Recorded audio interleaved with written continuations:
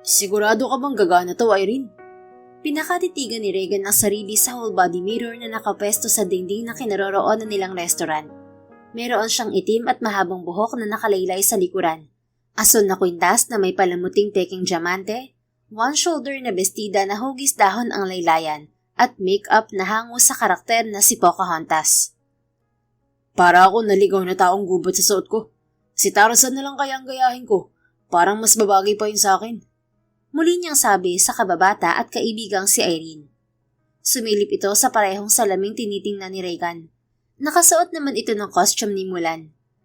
Sira ka ba, Regan? Ang tagal na natin pinaghandaan to. Kung saan-saan pa tayo pumunta para lang makahanap ng costume. Ang laking abala nito sa akin ha. Tapos ngayon aatras ka? Akala ko ba gagawin mo lahat para lang mapasaya si Portia? Birthday niya ngayon at itong hiniling niya. Sinamahan na nga kitang magsuot ng costume kahit mukha akong ewan dito. Pero ikaw po tong madaming reklamo. Sige, ikaw rin. Hindi naman ako nandiligaw. Bahala ka mabasted ng pinsan ko. Nakangiting bumaling si Regan kay Erin. Pilit niya itong pinakalma para hindi umatras ang tuloy niya sa panliligaw. Malaki ang naging ambag nito sa pagpayag ni Portia na kumain sila sa labas. Gusto man sana niyang masolo si Portia, wala naman siyang lakas ng loob kapag wala ang kaibigan sa tabi niya. Sorry na Irene, hindi na ako magrereklamo.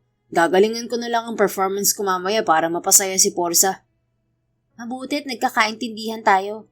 Halika na at kunin mo na yung cake sa counter. Naghihintay na si Portia sa outdoor table sa garden na pinareserve ko. Baka magtaka yun at ang tagal nating dumating. Bagal mo kasing magbihis.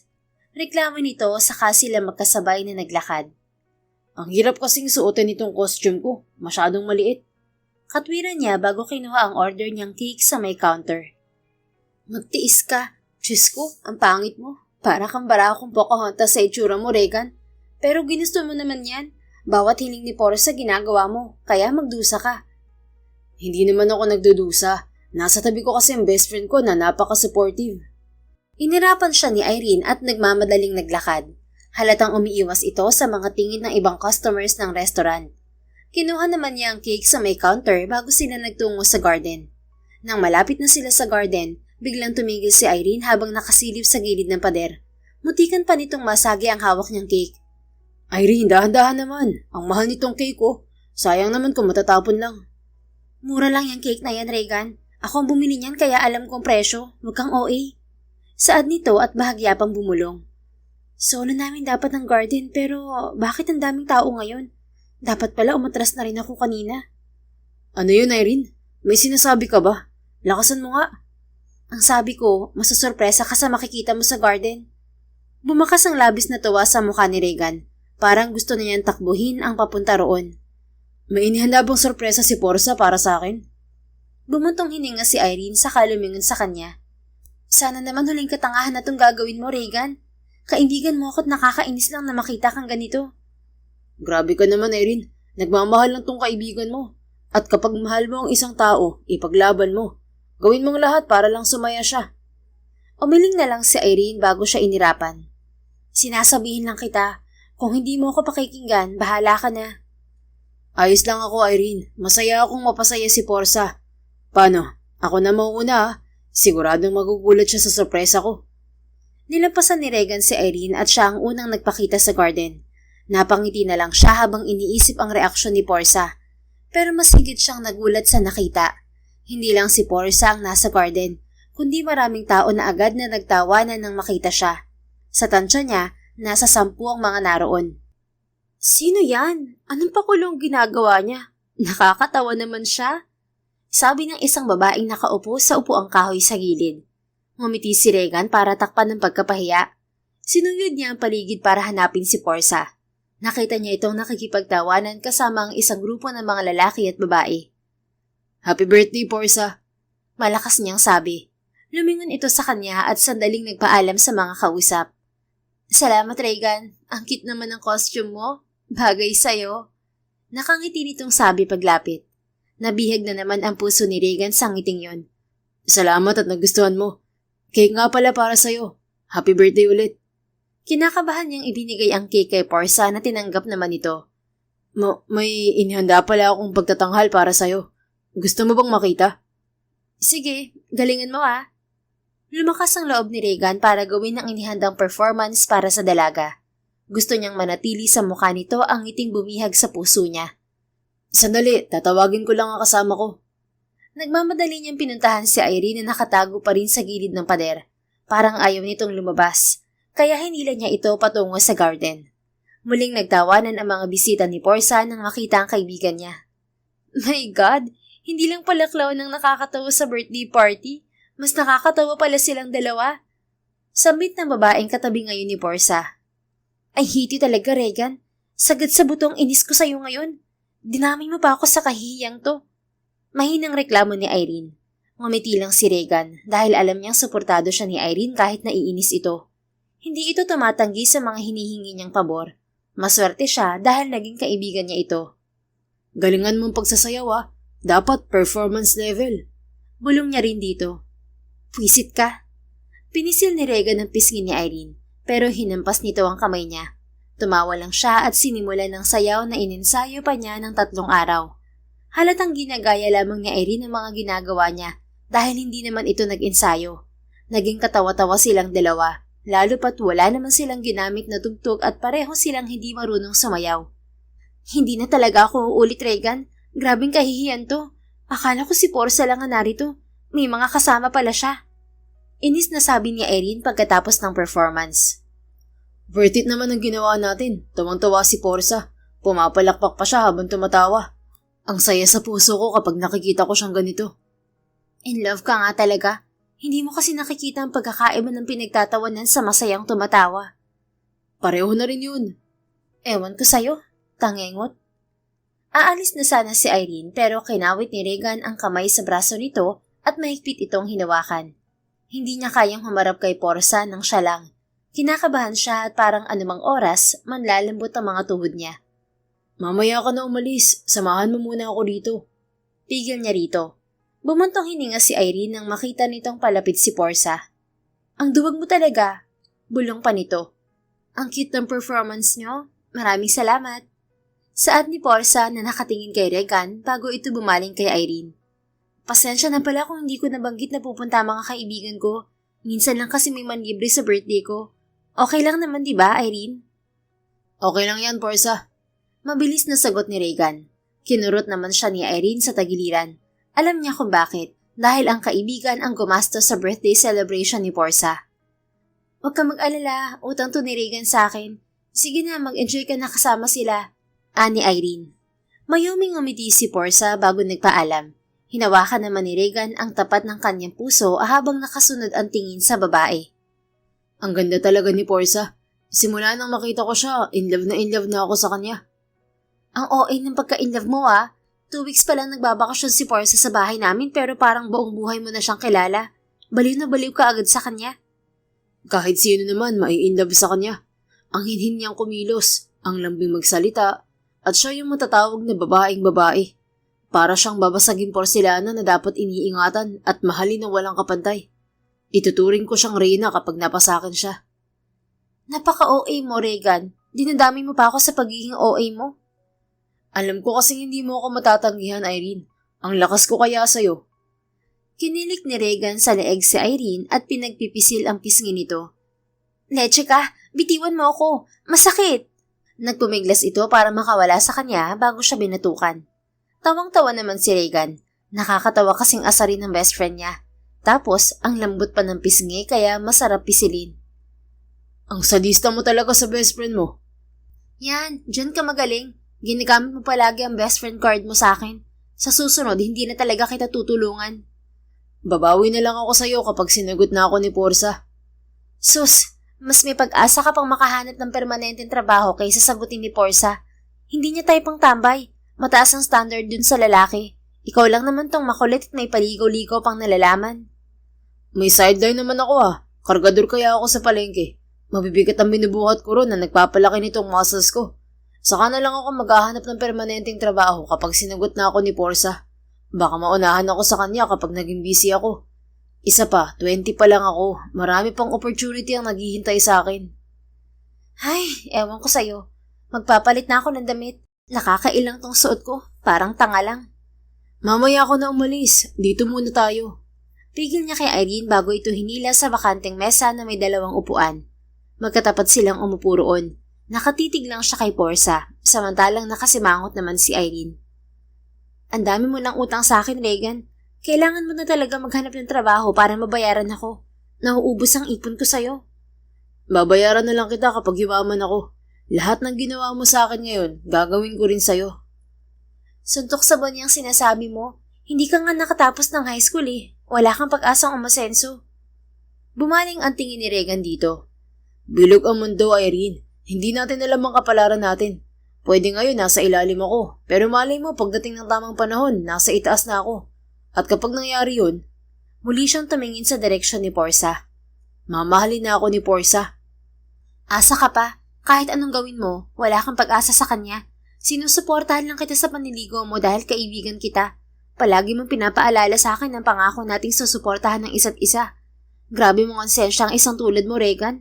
Dala ko hanggang panaginip. Lumingon ulit si Regan kay Erin. Kung wala akong pag-asa kay Portia, ikaw na lang ang gagawin kong reyna. Ako? Kalokohan mo, oops. Huwag mong kalilimutan ng isa pa nating pangako. Hindi tayo maghihiwalay hanggang sa pagtandaan natin. Magkapamilya man tayo o hindi, magkatabi pa rin ang bahay natin. Paalala niya rito. Umuso naman si Irene kaya pinisil niya ang labi nito. Ang pangit mo talaga kapag ganyan ang uso mo. Mukha kang bibe. Pinaghahampas siya nito kaya napilitan siyang bitiwan ang labi ng dalaga. Nakakainis ka talaga. Ang pahon ng kamay mo. Umihi ka pa yata at inihawak mo yan sa ano mo. Tapos ihahawak mo sa mukha ko. Kadiri ka talaga. Tawa lang ng tawa si Regan habang umiiwas. Sanay na ang katawan niya sa mga hampas ni Irene. Pero sinalo pa rin niya ang 2 nitong kamay. Nag-aalala siya na baka masaktan ito sa tigas ng mga muscles niya. Namula tuloy ang mga kamay mo. Nasaktan ka ba? Marahan at salitan niyang hinipan ang mga palad ng dalaga. Malamang oo, ang nipis kasi ng katawan mo, puro buto. Binitiwan ni Regan ang kamay ni Irene at effortless na ipinakita ang muscles sa mga braso niya. Pakiulit ng sinabi mo, Irene. Hindi raw kasi narinig ng biceps at triceps ko. Pagyayabang niya habang nakangisi. Inirapan naman siya ni Irene. Yabang? O diba, wala kang masabi sa muscle ko. Biro niya rito bago muling tumingin kay Portia at nagsimula nang maglakbay ang isip niya sa hinaharap kasama ang dalaga. Pero naroon pa rin ang best friend niya. Palagi niya itong kasama kahit imahinasyon lang yon. Samantala, nakangiwing nakatingin si Irene kay Regan. Kulang na lang ay tumulo ang laway nito sa pagkatulala habang nakatingin kay Portia. Sinamantala niya yon at dahan-dahan siyang tumayo. Nakakadalawang hakbang pa lamang siya nang pumulupot ang braso nito sa balikat niya mula sa likuran. Huli ka. Akala mo makakatakas ka sa akin ha? Kahit nasa ibang atensyon ko, alerto pa rin ako pagdating sa'yo.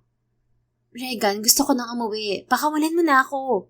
Reklamo niya nang hindi siya makaalis sa pwesto.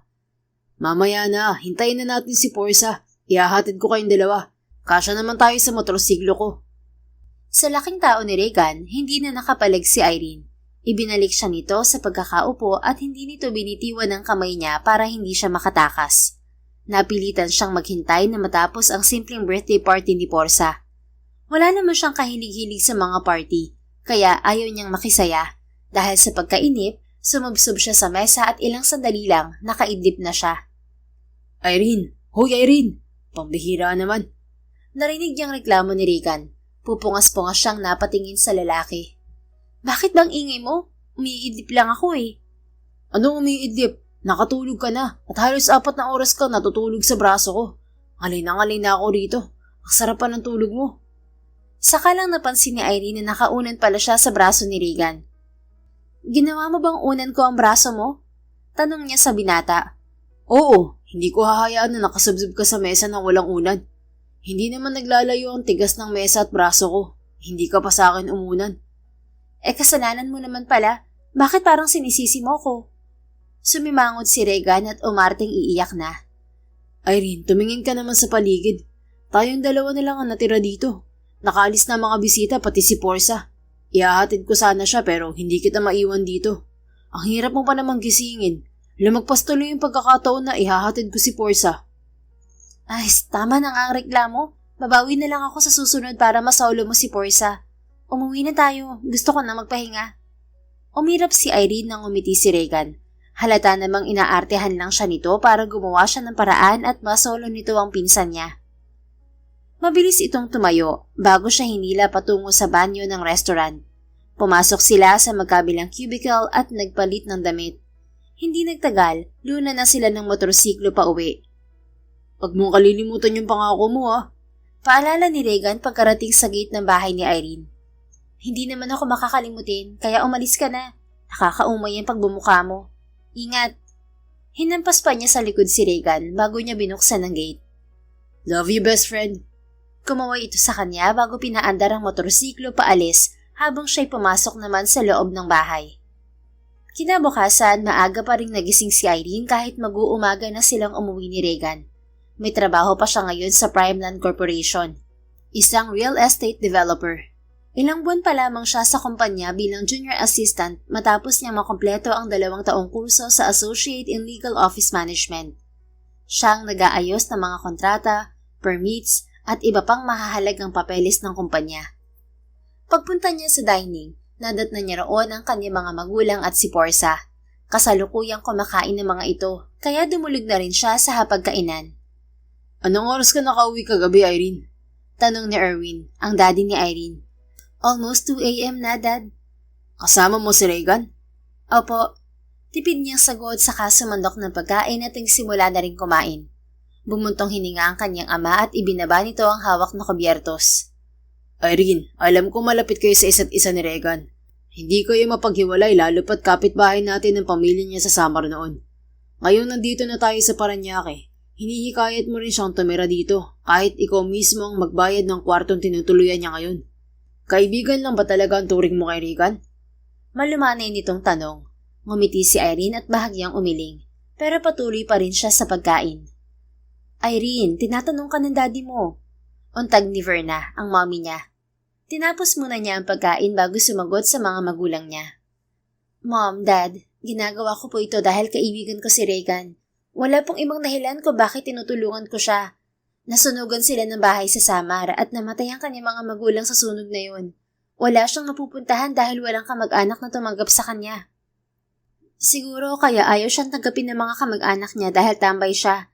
Pwede naman siyang maghanap buhay pero mas pinili niyang maging tambay. Umaasa siya sa tulong mo kahit pwede siyang gumawa ng paraan para buhayin ang sarili niya." Saad ni Portia sa mahinhing boses. "Hindi naman totally tambay si Regan, Portia. May sideline siya sa palengke para sa panggastos niya sa araw-araw. Yung mga binibigay ko sa kanya, kusang loob ko lang yun. At saka hinahatid sundo naman niya ako sa trabaho. Malaking tipid yun para sa akin. Dahil hindi naman ako ang nagpapagas sa motor niya." "No offense, Irene. Napansin ko kasi sa closeness niyo ni Regan, para kayong magkasintahan. Hindi niyo lang pansin kasi normal lang yun sa inyo. Pero kung ibang titingin, yun na ganang unang iisipin. Tulad nilang kagabi sa party, akala ng mga kaibigan ko magkasintahan kayo. Kasi ang sweet niyong tingnan habang tulog ka at nakaunan ka pa sa braso niya." Muling sabi ni Portia. "Baka naglilihim ka lang sa amin ng daddy mo, Irene, at may relasyon na pala kayo ni Regan." Akusa ng mommy niya. "Mom, nakalimutan niyo na bang nagtatabi kami matulog ni Regan sa bahay natin noon sa Samar? Bali wala nga po yun sa amin. Yung pag-unan ko pa kaya sa braso niya, normal na po yun sa amin at walang mali siya roon. Magkaibigan lang po talaga kaming dalawa." "Iba noon kaysa ngayon, Irene." Singit ng daddy niya. "Ano pong pagkakaiba ron, Dad? Wala naman pong nagbago sa amin ni Regan." "Nag-aalala lang kami na masayang ang oras mo sa katulad ni Regan. Bata ka pa at marami pang oportunidad ang naghihintay sa iyo, anak. Oo, magkaibigan kayong dalawa, pero wag mong hayaan na sa kanya lang umiikot ang mundo mo." Paliwanag ng daddy niya.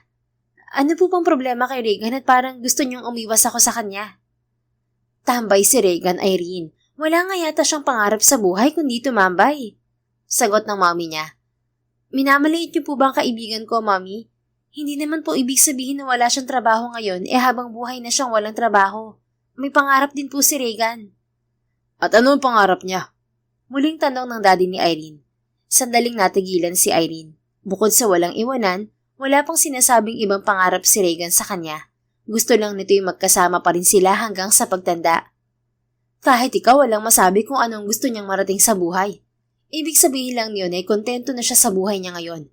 Habang maaga pa lumayo ka na sa kanya, hihilahin ka lang niya pababa. Utos ng mommy niya. Naantala ang panggigisa kay Irene ng kanyang pamilya nang tumunog ang busina sa labas ng bahay. Alam niyang si Regan na yon. Nariyan na po ang sundo ko. Aalis na po ako. Paalam niya sa mga ito.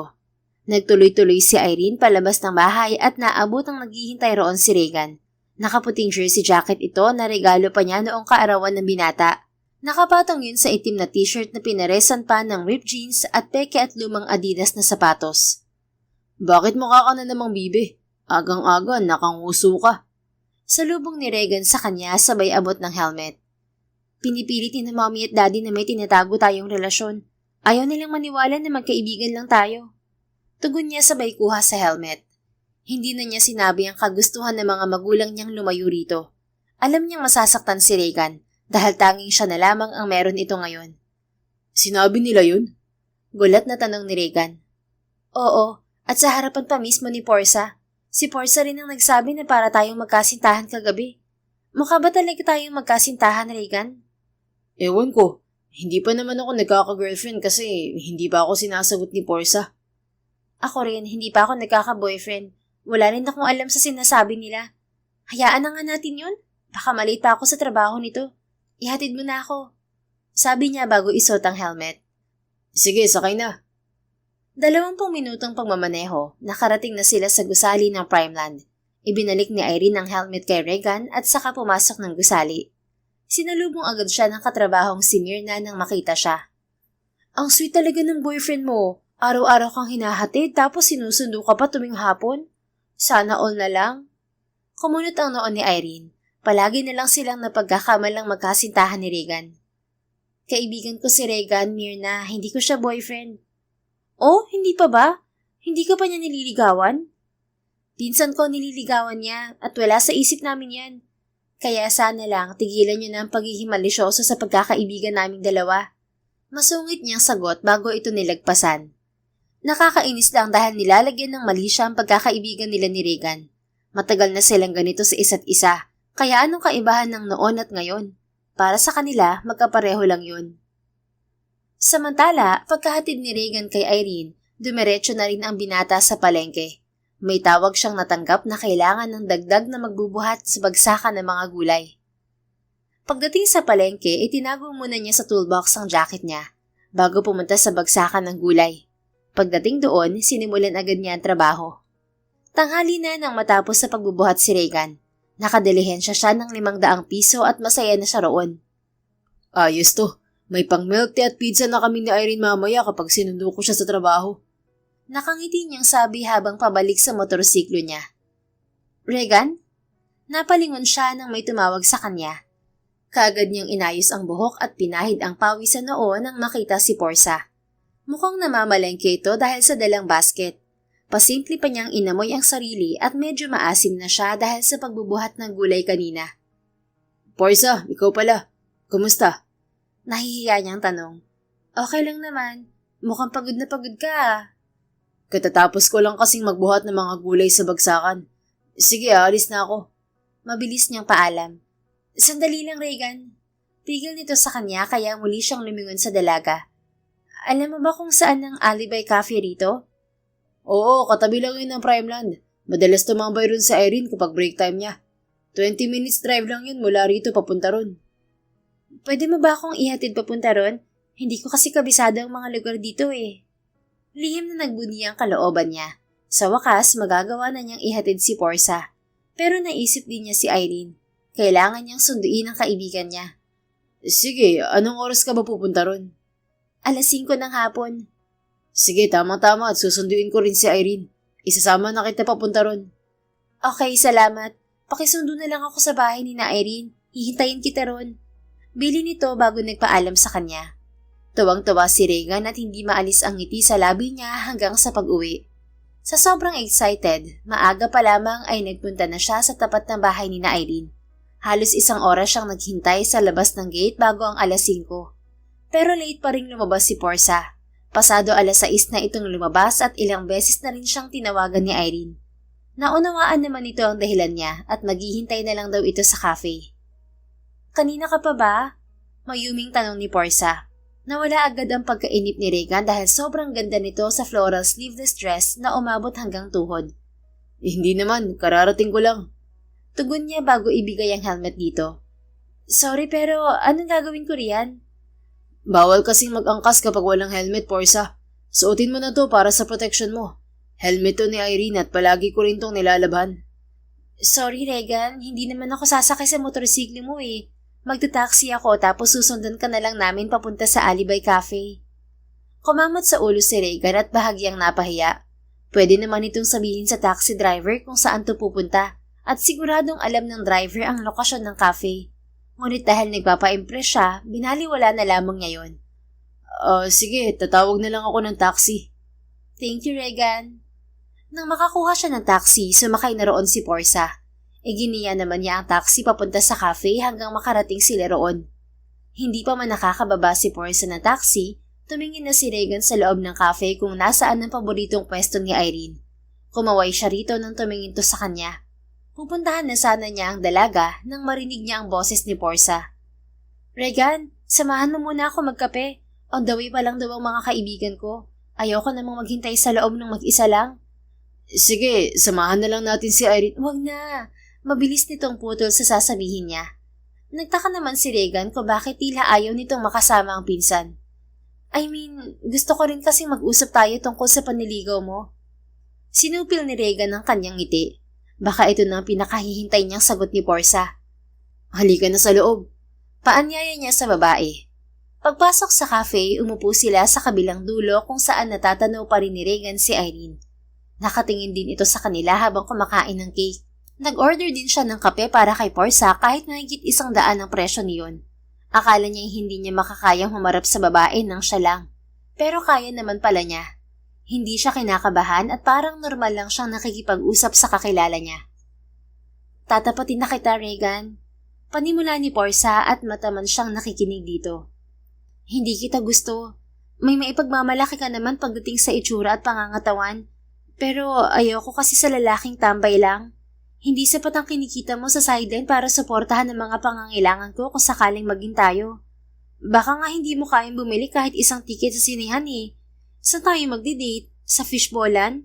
Sa turo-turo restaurant na mainit at sobrang ingay? Paano mo makakaya ang pang-shopping ko? Pang-salon at vacation trip? Ayoko ng isang mahirap na boyfriend katulad mo.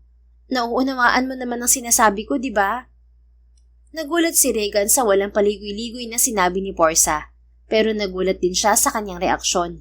Nagawa pa niyang umiti at hindi siya nakaramdam ng kirot sa dibdib. Akala niya masakit mabasted ng minamahal. Hindi naman pala. Okay lang, Porsa. Nauunawaan kong desisyon mo. Tugon niya rito, pero nagtaka siya nang makita ang bahid ng galit sa mga mata nito. Seryoso ka ba talaga sa panliligaw mo, Regan? Bakit ganyan ang reaksyon mo? Hindi ka man lang magmamakaawa sa akin? Nagulat man sa biglang pagbabago ng reaksyon nito, nagawa pa rin niyang maging mahinahon. Huwag ka magalit, Porsa. Seryoso naman ako sa'yo, pero nirerespeto ko pa rin ang desisyon mo. Ayaw kong ipilit ang sarili ko kung ayaw mo naman sa akin. Dapat ipilit mo. Dapat umiyak ka, magmakaawa at lumuhod sa harapan ko. Anong klase kang manliligaw kung basta mo nalang bibitiwan ng nililigawan mo? Sigaw nito na nakakuha sa atensyon ng ibang customer sa cafe. Tila kusang gumalaw ang ulo ni Regan para tumingin sa direksyon ni Irene. Napansin niya ang pagkunot ng noo nito, pero nalipat din ang tingin niya sa kabilang mesa. Nagtatawanan ang grupo ng 2 babae at 3 lalaki roon. Lumapit ba ang isang babae kay Porsa? Natalo ka sa pustahan, Porsa. Hindi siya lumuhod at nagmakaawa tulad ng sinabi mo. Paano ba yan? Ililibre mo kami sa Hada Bar ngayong gabi. At ikaw ang gagastos ng meal and drinks natin mamaya. Ano pa nga ba? Walang kwentang lalaki. Tambay na nga, wala pang pakinabang. Saad ni Porsa bago tumayo at lumipat sa kabilang mesa. Naiwang natigilan si Regan. Hindi ito ang ugaling inaakala niya kay Porsa. Parang biglang naglaho sa paningin niya ang mahinhin nitong anyo dahil sa ipinakita nitong ugali. Pangbulag lang talaga ang anyo, pero mas mahalaga pa rin ang pag-uugali. Mga bata lang ang gumagawa ng pustahan. Mga bata ba kayo, ha? Natauhan si Regan nang marinig ang malakas na boses ni Irene. Hindi niya namalayan ang paglapit nito sa mesa ng grupo ni Porsa. Nagmamadali naman siyang tumayo at hindi lang ang kaibigan niya. Umuwi na tayo, Irene. Hayaan mo na sila. Pag-awat niya rito, pero hindi ito nagpaawat. Matatanda na kayo, pero napaka-immature ng pag-iisip nyo. Anong karapatan nyo para pagkatuwaan ng nararamdaman ng kaibigan ko? At ikaw naman, Porsa, hindi ko akalain na ganito ang ugali mo. Akala mo kung sino kang santa? Demonyita ka rin pala. Tumayo ang isang lalaki mula sa grupo. Miss, wag ka nang magalit. Katuwaan lang naman to eh. Kung gusto mo, pwede ka namang sumali sa katuwaan namin. Ako ang bahala sa'yo. At hindi ko hahayaan na maging malungkot ang gabi mo. Sa sexy mong yan, tiyak na masisiyahan ka. Hindi nagustuhan ni Regan ang sinabi ng lalaki, lalo na ang malakit nitong tingin kay Irene at pagkagat sa labi na parang gigil na gigil. Biglang uminit ang ulo niya at hindi napigilan ng sarili. Sa isang iglap, sinuntok niya ang lalaki at napahandusay ito sa sahig. Wag na wag mong babastusin ang kaibigan ko. Gago! Galit niyang singhal sa lalaki. Ngayon lang siya nakaramdam ng ganito katinding galit, na para bang kaya niyang basagin ang mukha ng lalaki sa suntok lang. Aminado siyang overprotective talaga siya pagdating kay Irene, at ayaw niyang may tumitingin dito, lalo na sa paraang ginawa ng kaibigan ni Porsa. Emil! Sigaw ni Porsa at agad nilapitan ang nahilong lalaki sa sahig. Tumayo rin ang mga kasama nito, ngunit nang tumingin si Regan, agad namang umiwas ang mga to. Rumesponde rin ang mga staff ng cafe at inawat ang napipintong kaguluhan. Hinila rin siya ni Irene palabas upang ilayo sa sitwasyon. Bumuntong hininga ka muna, Regan. Ang lalim ng paghinga mo, baka kumapano ka niyan. Saad nito habang hinahaplos ang likod at marahang tinatapik ang dibdib niya. Paulit-ulit na bumuntong hininga si Regan hanggang gumaan ang pakiramdam niya. Okay na ako, Irene. Halika na, ihahatid na kita sa inyo. Baka sundan ka pa ng lalaking yun. Mababasag ko talaga ang mukha niya. Sigurado ka bang okay ka na? Ayoko maaksidente tayo kapag hindi ka nakafocus sa pagmamaneho. Oo nga, okay na ako. Hindi naman kita hahayaang mapahamak. Tara na. Umalakbay si Regan kay Erin habang sabay silang naglalakad patungo sa kanyang motorsiklo. Sure ka ba talaga? Baka naman broken-hearted ka pa sa ginawa ni Porsa. Pwede tayong mamasyal at mag-food trip muna para gumaan ang pakiramdam mo. Wag na, okay lang talaga ako. Bibili na lang ako ng pizza at milk tea tapos kakain tayong dalawa. Libre ko to. May sideline kasi ako kanina sa palengke. Itago mo na lang yung pera mo. Ako na lang ang manlilibre. Ako na, minsan lang to. Samantalahin mo na. Pinisil pa niya ang pisngi nito bago niya napapayag. Pagkaalis sa cafe, tumigil sa isang food stall sina Regan at Irene para kumain. Pagkatapos, nagkayayaan pa silang mag-stroll at 9:00 na sila nakauwi. Kinabukasan, maagang naghanda si Regan para muling ihatid si Irene sa opisina. Pero nagulat siya nang mapagbuksan ng pintuan ng 2 pulis. Regan Lopez, you are under arrest for the crime of serious physical injury against Mr. Emil Tibayan. You are being taken into custody. You have the right to remain silent, and anything you say can be used as evidence against you in court. Sir, sandali lang po. Wala akong kasalanan. Giit niya pero agad siyang nilagyan ng posas at isinakay sa police car. Hindi na naisip ni Regan ang sarili. Ang tanging nasa isip niya ay si Irene. Naiwan niya sa silid ang cellphone at sigurado siyang mag-aalala ito kapag nalaman ang nangyari sa kanya. Samantala, ilang beses nang tinawagan ni Irene ang cellphone ni Regan, pero wala pa ring sumasagot. Late na siya sa trabaho pero hindi yun ang pinag-aalala niya. Naiisip niyang baka napahamak na ito dahil hindi nito ugaling baliwalain ang tawag niya. Ano kayang nangyari sa lalaking yun? Tanong niya sa sarili habang sumisilip sa labas ng gate. Kung hinihintay mo si Regan, huwag ka nang umasa. Napairap si Irene nang marinig ang boses ni Porsa. Nawalan na siya ng amor sa babae simula nang marinig niya ang mga sinabi nito kay Regan. Alam naman niyang walang pag-asa ang kaibigan niya rito, pero ibang usapan kung magpupustahan pa ang mga to. Nakakainsulto yun sa parte ni Regan, lalo pa totoo ang pinapakita nito sa babae. Bakit? Alam mo ba kung nasan siya? Oo naman. Baka sa oras na to, nasa presinto na siya. Hindi niya kasi kinilala ang sinuntok niya kahapon sa cafe. Si Emil Tibayan yon, anak ng kilalang negosyante at ng konsehal ng bayan. Maimpluwensya at mapera ang pamilya niya. Para siyang bumangga sa pader sa ginawa niya. Siguradong sa kulungan ang bagsak niya.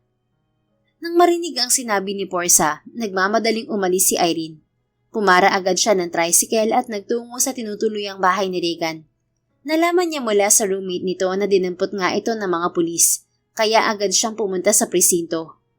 Pagdating niya roon, lumapit agad siya sa reception desk at nagpakilala. Magandang araw po, sir. Maaari ko po bang makita si Regan Lopez? Kaibigan ko po siya. Sabi ni Irene habang pinipilit maging kalmado. Tumitig sandali sa kanya ang pulis bago binuksan ang logbook at nagtanong. May ID po kayo, ma'am? O proof na kakilala mo si Regan Lopez? Iniabot ni Irene ang kanyang ID at ipinakita rin ng cellphone kung saan halos larawan nila ni Regan ang laman. Sinilip ng pulis ang mga yon bago ito tumawag sa ilang opisyal. Saka tiningnan ang listahan ng mga detainees. Matapos ang ilang minuto, tumango ito. Okay ma'am, nakumpirma na po namin. Maaari na kayong pumasok sa designated visitation area. Sundan mo lang po ang kasama namin. Salamat sir. Iginiya si Irene ng isang babaeng pulis patungo sa visitation room. 5 minuto lang ang maibibigay namin sa'yo, miss. Paalala nito bago lumabas ng visitation room. Maya-maya lang lumabas na sa kabilang pinto si Regan. Hindi niya napigilan ang pagtulo ng luha nang makitang nakaposas ang dalawa nitong kamay. Regan, gusto niya itong lapitan at yakapin pero hindi maaari. Maliban sa mahabang mesa sa harapan nila, may rehas na bakal din sa pagitan nila at may 1 metro ang layo ni Regan sa bakal. Irene, huwag kang umiyak. Ayos lang ako rito. Nakangiti nitong sabi, pero napansin niyang umiigting ang panga nito habang nakatingin sa kanya. Ayaw na ayaw nitong umiiyak siya at gagawin nitong lahat mapatahan lang siya. Pero wala itong magawa ngayon dahil nasa kulungan ito. Gagawa ko ng paraan para makalaya ka. Hintayin mo lang ako. Pagbibigay niya ng assurance sa kaibigan. Kung hindi ako makakalabas dito, ayos lang. Basta mag-iingat ka palagi Huwag ka magpapalipas ng gutom at bawasan mo ang kape. Nakakapangit yun. Wala nang nasabi si Irene kundi umiyak na lang. Ayaw niyang isipin na magtatagal si Regan sa kulungan. Pero tila natanggap na nito ang kasalukuyang sitwasyon. Ngunit nangako siyang gagawa ng paraan makalaya lamang ito. Matapos ang pagbisita niya kay Regan, umuwi siya ng bahay at kinausap si Portia. Portia, kaibigan mo yung sinuntok ni Regan kahapon, di ba? Nasaan siya ngayon? Gusto ko siyang makausap. Bungad niya agad sa pinsan nang maabutan itong naglilinis ng kuko sa sala. Tanggapin mo na lang ang sitwasyon ng kaibigan mo, Irene. Wala ka nang magagawa sa bagay na to. May magagawa ako kung kikilos ako. Nasaan ang bahay niya? Kailangan ko siya makausap. Umiling si Portia at sandaling tumingin sa kanya. Paano mo kakausapin ng taong comatose, Irene? Nagulat si Irene. Malakas ang suntok ni Regan pero sigurado siyang may mali pa rin si Emil. Nahilo lang ito pero maayos pa rin ito nang iwan nila kahapon. Paano siya na-comatose? Nakita mo kahapon na maayos pa siya. Bakit ngayon comatose na siya? Huwag mo akong tanongin tungkol dyan, Irene. Inis na lumapit siya sa pinsan. At sinong tatanungin ko kung comatose ang lalaking yun? Ikaw lang ang makakasagot sa tanong ko, Portia. Bakit si Regan ang pinakulong niya? Walang kasalanan ng kaibigan ko. May kasalanan o wala, may nakakita sa ginawa ni Regan kay Emil. Testigo ang mga staff sa cafe at ilang customer doon. Wala na siyang magagawa dahil solid ang ebidensya laban sa kanya. Dapat tumestigo ka, Portia. Alam mo ang nangyari, kaya bakit hindi ka nagsalita? Tumawa si Portia. Bakit ko naman gagawin yun? Kaano-ano ko ba si Regan? Pinahiya niya ako sa mga kaibigan ko tapos tutulungan ko pa siya? Hindi mo ako katulad na gagawin ng lahat para sa lalaking yun. Magkaiba tayong dalawa. Pero inosente siya, Portia. So, may magagawa pa ba ako kung nasa kulungan na siya? Wala akong laban sa pamilya ni Emil. At saka, isa ako sa tumestigo laban sa kanya. Nainis si Irene at sasaktan sana si Portia, pero hindi niya itinuloy. Hindi makakatulong kung magiging mapanakit siya. Gagawa ko ng paraan para makalaya si Regan. Bahala ka. Kinagabihan, pumunta si Irene sa Hada Bar kahit unang beses niyang papasok sa ganoong bar. Narinig niya kahapon na pupunta roon ng grupo ni Portia at baka makakuha siya ng impormasyon kung paano makakausap si Anil at ang pamilya nito. Ngunit iba ang narinig niyang usap-usapan sa loob ng bar. Grabe ang nangyaring lambulan kagabi, no? Hindi sila tumigil hanggat hindi nawawala ng malay si Emil. Mayabang din kasi ang isang yun. Akala siguro kaya niyang anak ng isang congressman. Mahinang sabi ng isang babaeng staff. At saka si Emil naman ang nagsimula ng gulo. Binastos niya kasi ang girlfriend ng lalaki. Kaya yun, bugbog ang napala niya.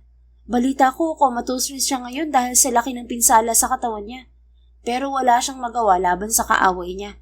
Hindi kasi nila kayang ipakulong ang mas may impluwensya sa kanilang pamilya. Baka sa ibang tao nila ibinalay ang galit sa anak ni Congressman. Tugon ng kausap nito. Hindi pinalagpas ni Irene ang pag-uusap ng dalawang babae. Nilapitan niya ang mga ito at nagtanong, "Excuse me, pwede ko bang malaman kung sino ang naging kaaway ni Emil? Saan ko siya pwedeng makita?" Tiningnan lang siya ng dalawang babae at baliwalang tinalikuran. Sinubukan niya kausapin ng manager ng bar tungkol sa kopya ng CCTV, ngunit tinanggihan siya nito. Nagtungo rin siya sa presinto para ibahagi ang nalalaman niya, ngunit walang nakinig sa kanya. Sa huli, nanlulumo siyang umuwi. Kinabukasan, hindi pa rin sumuko si Irene. Patuloy siyang naghahanap ng taong makakatulong kay Regan. Kumausap siya ng abogado pero hindi niya kayang bayaran ang serbisyo nito.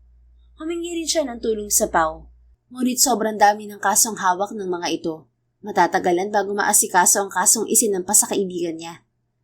Sa kahihingi ng tulong, hindi niya namalayang ilang araw na siyang absent sa trabaho, kaya nasisante siya. "Wala ka bang trabaho, Irene?" Tanong ng mommy niya isang umaga. "Natanggal po ako sa trabaho, mommy." Tumigil sa paghahanda ng pagkain ng ginang at sandaling tumingin sa kanya. "Sinayang mo lang ang magandang oportunidad sa Primeland para kay Regan. Itigil mo na yung ginagawa mo, Irene. Kailangan mo ng malaking pera kung gusto mong ilabas sa kulungan na kaibigan mo." "Pwede mo po ba akong tulungan, Mommy? Tulungan natin si Regan. Alam kong inosente siya pero wala akong kakayahan para patunayan yun." "Wala tayong sapat na pera, anak. Mga empleyado lang din kami ng daddy mo sa Maclay Logistics at hindi ganoon kalaki ang sweldo namin. Pero kung gusto mo, kausapin mo na lang ang daddy mo. Baka may kakilala siyang makakatulong sa kaibigan mo." Nabuhayin siya ng loob kahit papaano. "Nasaan po si daddy?" "Hinatid si Portia sa airport pabalik ng Taiwan. May naiwan trabaho roon ng pinsan mo." Hinintay nilang ni Irene ang pagbalik ng daddy niya. Nang umuwi ito, kaagad niya sinabi ang gustong tulong para kay Regan. Ngunit hindi niya inaasahan ang sagot nito. Tutulungan ko si Regan. Kung ititigil mo na ang pakikipagkita sa kanya, tatanggapin mo ang scholarship na ibinibigay ng Maclay Logistics. Mag-aral ka ng architecture sa Japan, kapalit ng pabor na gagawin ko.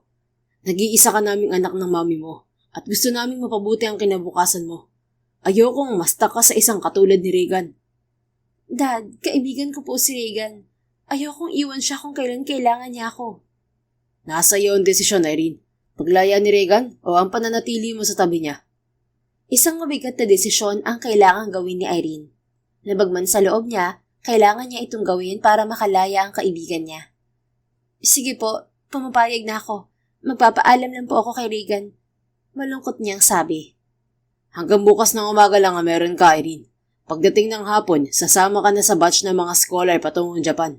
Maayos na naman ang papeles mo. Hindi na namin sinabi sa iyo na noong nakaraang buwan ka pa namin isinali sa scholarship. Kung natatandaan mo, hiniram namin ng mami mo ang passport mo at ilang dokumento. Sorpresa sana namin yun sa'yo, kaso dumating naman ng ganitong problema sa kaibigan mo. Huwag mong sayangin ang pribilehiyong natanggap namin ng mami mo mula sa kumpanya, anak. Tandaan mo, para ito sa ikabubuti mo. Alam ko naman po yun, Dad. Pero mangako po kayo na tutupad kayo sa usapan. Ano mang mangyari, ilalabas niyo si Regan sa kulungan.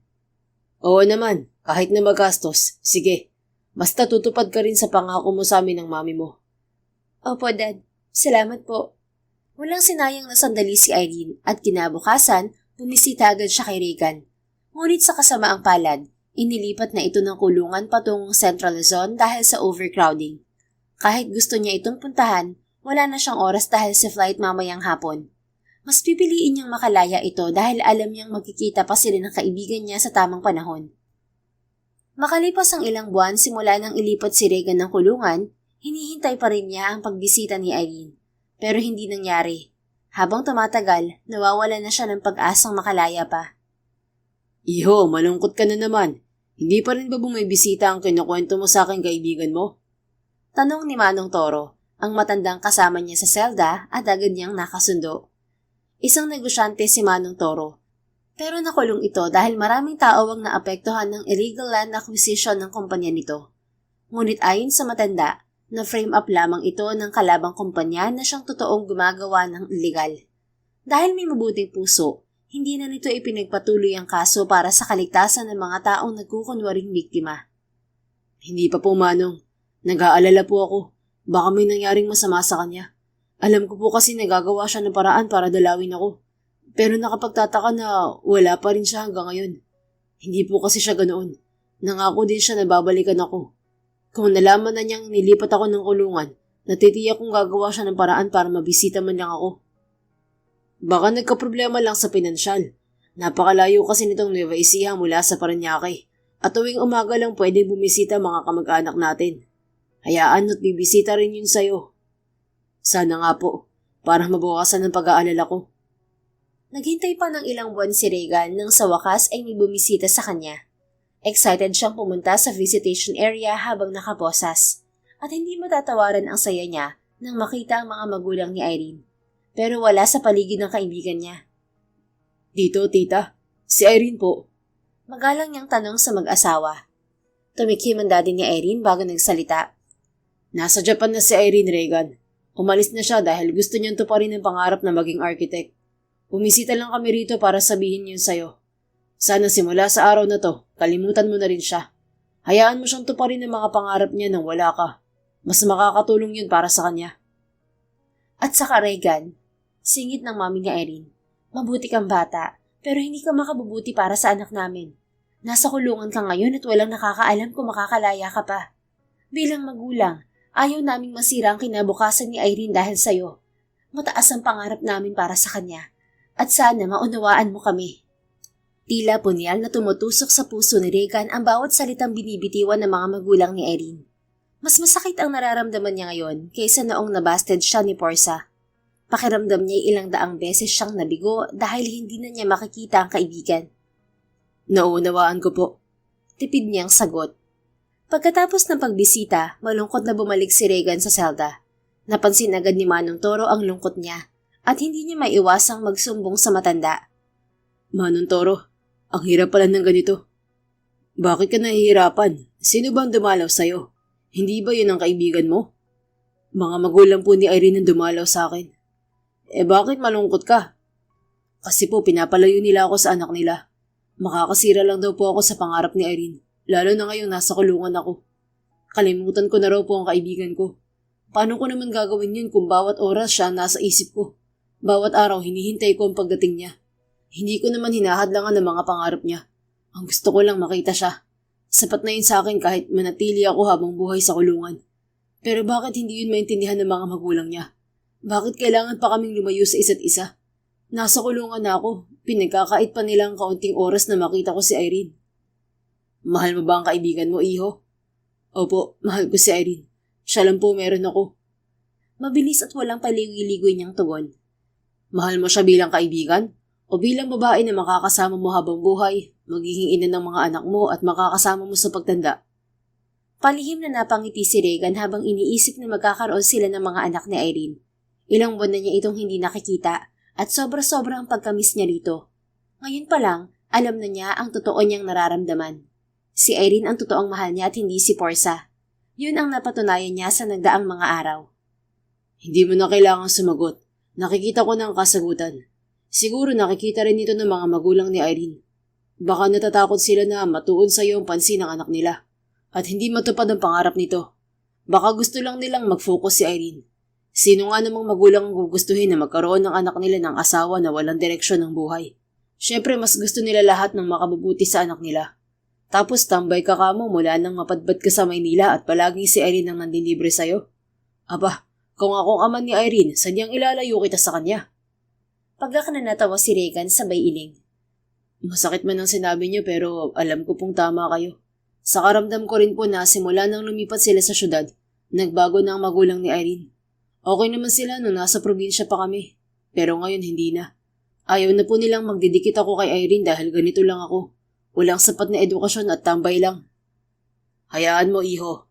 Kapag nakalaya ako, tutulungan kita. 2 taon na lang ang sentensya ko bago lumaya. Bata ka pa at marami ka pang pwedeng makamit sa buhay.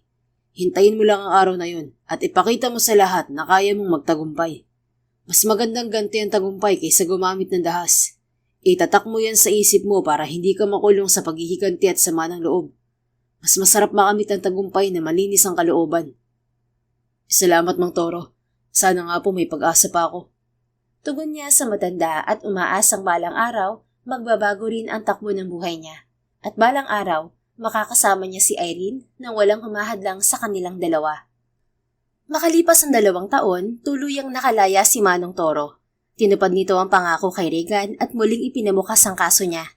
Dahil sa magaling na abogado ng matanda, nahimay ang kaso ni Regan at napatunayang inosente sa paratang ng kampo ni Emil. Hindi lumipas ang 1 taon pagkatapos iapila ang kaso, tuluyang nabasura yon at nakalaya ang binata. Sa wakas nakalaya na rin ako pagkatapos ng 3 taong pagkakakulong. Maraming nasayang sa aking panahon. Nakulong ako kahit walang kasalanan. Pero wala na akong magagawa. Aayusin ko na lang ang buhay ko mula ngayon. Nakangiti sabi ni Regan nang tuluyang makalabas ng giitan. Kakaiba sa pakiramdam ang hangin sa labas ng kulungan. Para siyang na-refresh sa lahat ng mga pinagdaanan niya. At ang paglayang ito ang nagpapahiwatig ng bago niyang simula. Hindi lang pananaw ni Regan ang nagbago sa kulungan. Mas naging bukas ang isip niya sa mga nangyayari sa paligid. Kung dati-rati kontento na siya sa buhay na meron siya, ngayon natuto na siyang mangarap para sa sarili niya. May uuwian ka ba, iho? Kung wala, sumama ka na lang sa akin.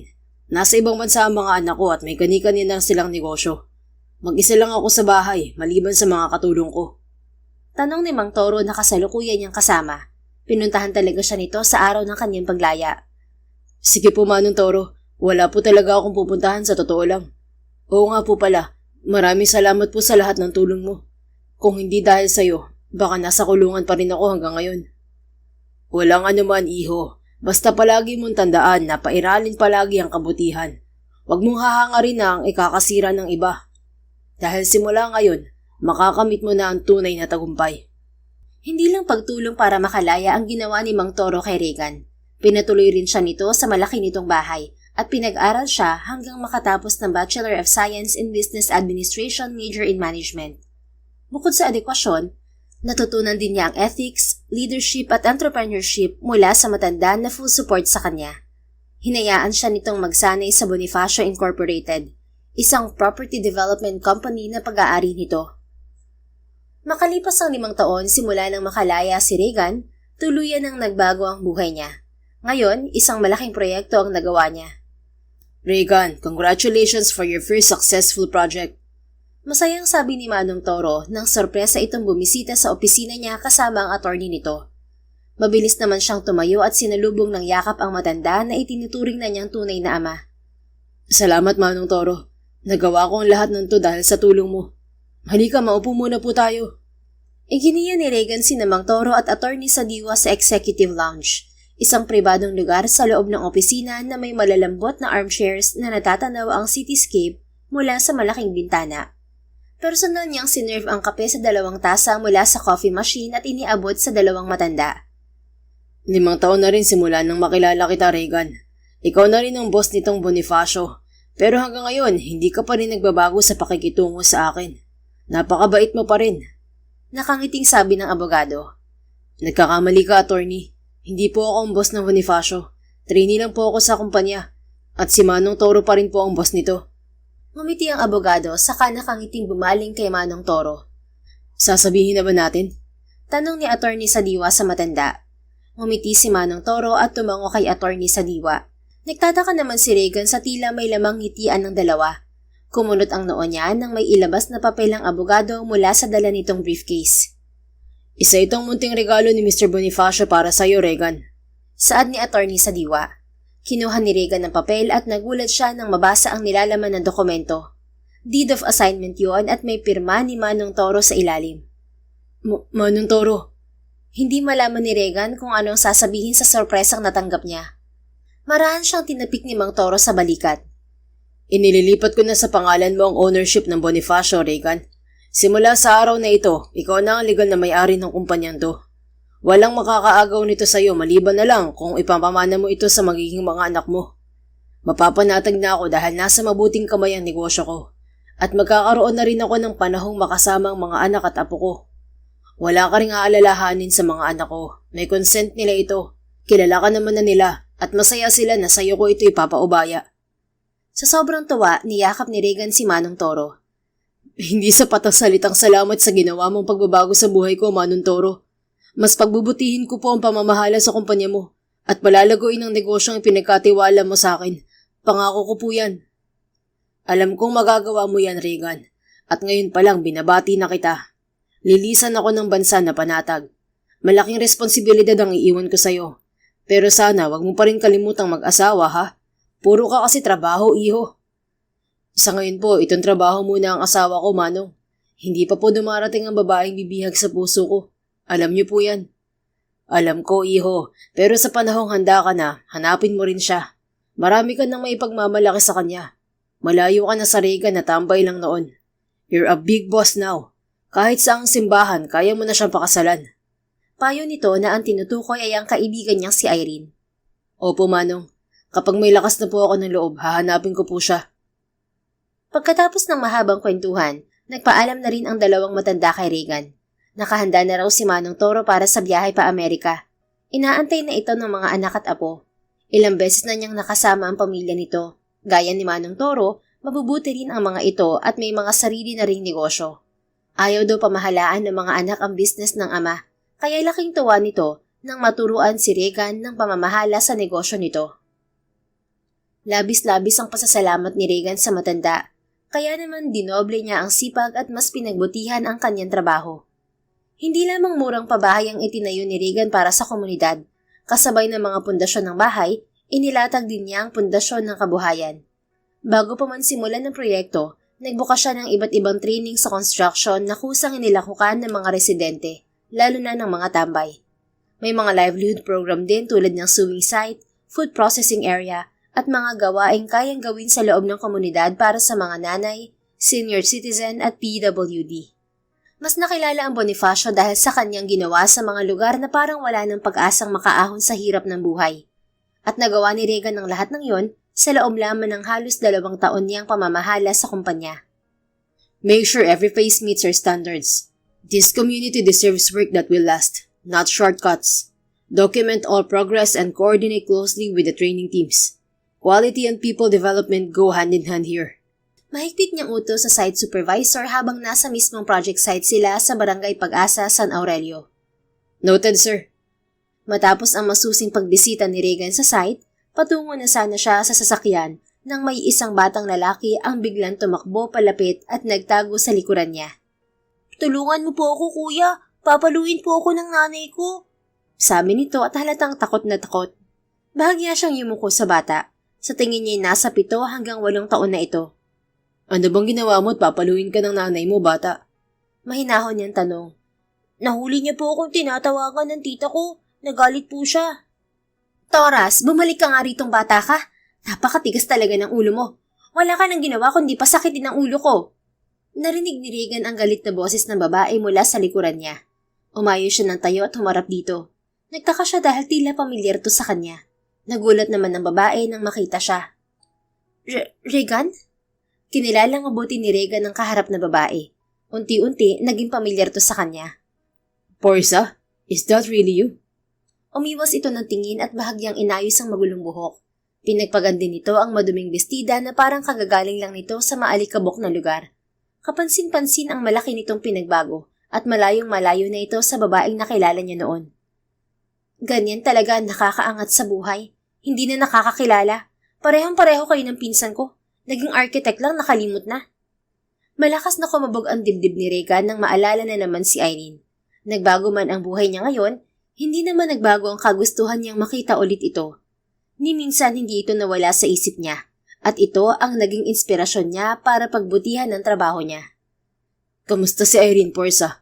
Umisi naman si Porsa. Si Irene? Hindi mo ba alam kung nasan siya ngayon?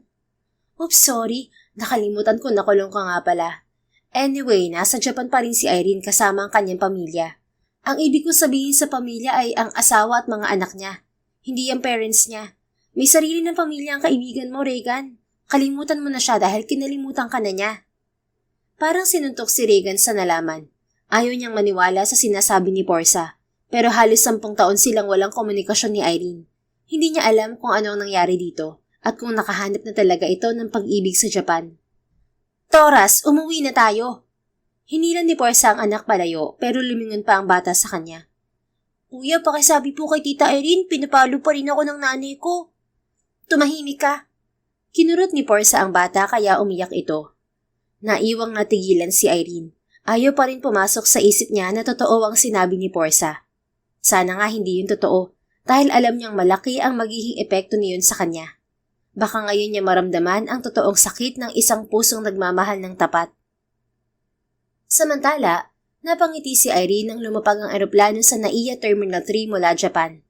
Matapos ang halos 10 taon sa labas ng bansa, ngayon lang siya muling nakabalik.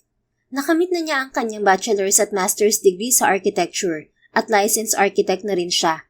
Bumalik siya sa bansa upang idisenyo ang bagong warehouse ng Maclay Logistics at siya ang napiling architect dahil sa kanyang kakayahan at husay sa trabaho. Paglabas pa lang niya sa NAIA, kaagad niyang nakita ang kanyang mga magulang. Mommy, Daddy! Halos takbuhin na niya ang pwesto ng mga ito para yakapin. Namiss ko po kayo. Sabi niya kahit ilang buwan lang silang hindi nagkita. Paminsan-minsan naman ay bumibisita ang mga ito sa kanya, pero iba pa rin kapag kasama niya ito sa lugar kung saan siya lumaki. Ang unika iha namin, giliw na giliw palagi sa mommy at daddy. Masayang sabi ng mommy niya habang yakap siya. Sa bahay niyo na lang ituloy yan. Umuwi na tayo para makapagpahinga na si Irene. Awat ng daddy niya sa kanila. Marahang dumistansya si Irene sa mommy niya. Hindi pa rin nawawala ang ngiti hanggang sa muli siyang magtanong. Kamusta po si Regan? May balita na po ba kayo sa kanya? Tanong niya. Napansin ni Irene ang tingin sa isa't isa ng mga magulang niya. Umalakbay naman ang daddy niya sa kanya.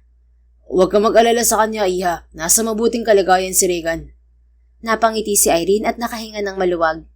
Mabuti naman po. Hindi ako nagtiis ng halos 10 taon na hindi siya makita para lang mapariwara siya.